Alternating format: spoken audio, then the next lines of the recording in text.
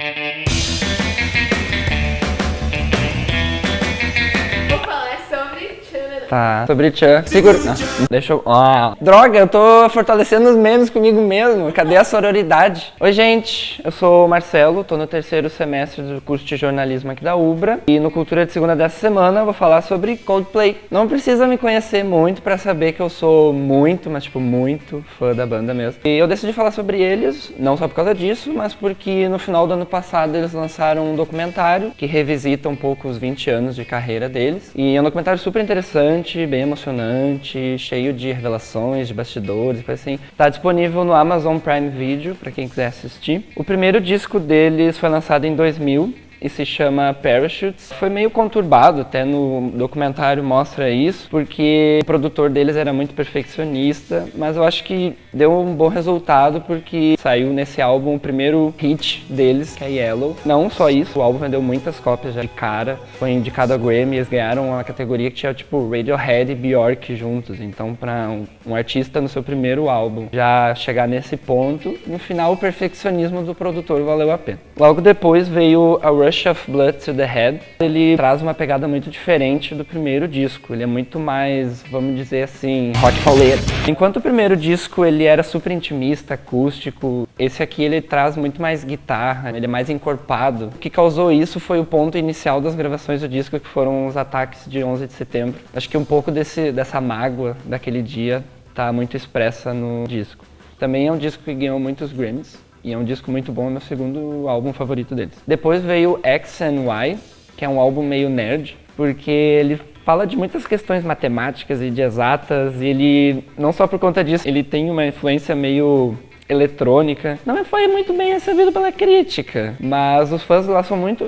não fede nem cheira pra mim, gosto de uma ou outra música. Contudo, para resgatar o estoque crítico que estava abalado, em 2008 eles lançaram Viva la Vida, or Death and All His Friends. Eu não sei nem o que dizer desse álbum. A capa dele é uma obra de arte, literalmente, porque é a pintura A Liberdade Guiando o Povo, do Eugène Delacroix. Mas ele é, de fato, uma obra de arte porque ele é muito bom. Ele é impecável, não tenho o que falar dele. Todo mundo conhece Viva la Vida, mas ele é cheio de pérolas escondidas e que vale a pena, eu recomendo muito. Depois veio Milo Xyloto, que foi o primeiro e acho que o único até então álbum conceitual deles, porque ele tem uma historinha que até virou história em quadrinhos depois. Tem uma participação com a Rihanna, acho que todo mundo também conhece essa música, Princess of China. Isso marca um pouco a volta que eles fizeram pro pop. Eu acho que é um álbum muito importante para a carreira deles, porque fez muita gente conhecê-los, inclusive eu. Depois veio a Fossa, com Ghost Stories, que foi bem nessa época que o casal se separou, Chris Martin e a Gwyneth Paltrow. E foi um período bem difícil, no documentário falam muito sobre isso. Ele é um álbum bem triste.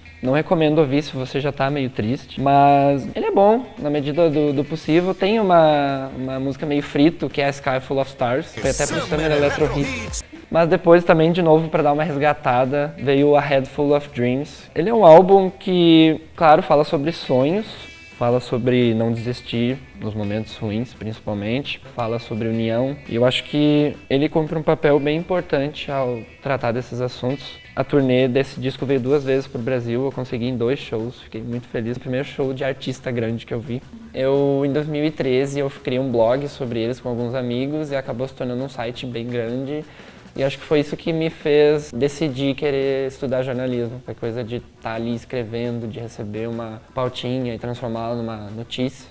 Cara, tem muita música que assim, tipo, eu evito ficar muito próximo dos singles. Eles têm muitas músicas muito boas que estão escondidas dentro dos álbuns. Mas, por exemplo, Hurts Like Heaven, ela é bem comunistinha. É uma música bem revolucionária, assim. Ela é tipo o início da história que conta naquele álbum que eu falei que é conceitual. Tem Cemeteries of London, que é do álbum Viva la Vida. Pra esse álbum todo, eles visitaram igrejas góticas, cemitérios e coisa assim. Ela é bem dark, mas ela é muito bem construída sonoramente, assim. Speed of Sound, eu acho que, se duvidar, uma das músicas mais importantes da carreira deles, que essa eu vou me render, assim, porque é um single. Bom, a única coisa que tirou ela do topo das paradas foi o Crazy Frog, então.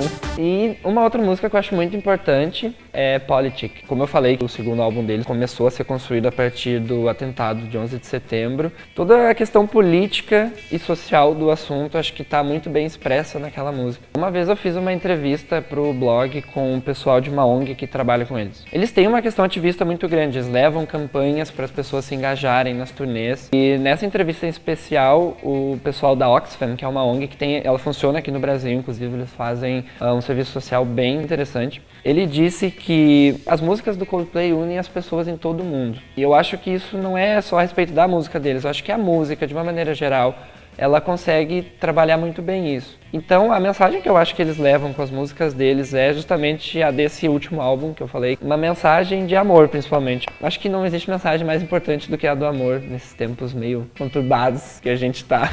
Ai, gurias. Minhas redes sociais são todas, exatamente todas, @mrclmonteiro, Twitter, Instagram, LinkedIn, Tinder. É só me procurar lá, a gente pode conversar. Se quiser pedir uma dica de música, se tu também gosta deles e quiser conversar comigo sobre eles, eu adoro conversar sobre eles. Então, o coldplaybrasil.com é o site que eu gerencio com o pessoal do Brasil inteiro, tem gente até do Acre. Real.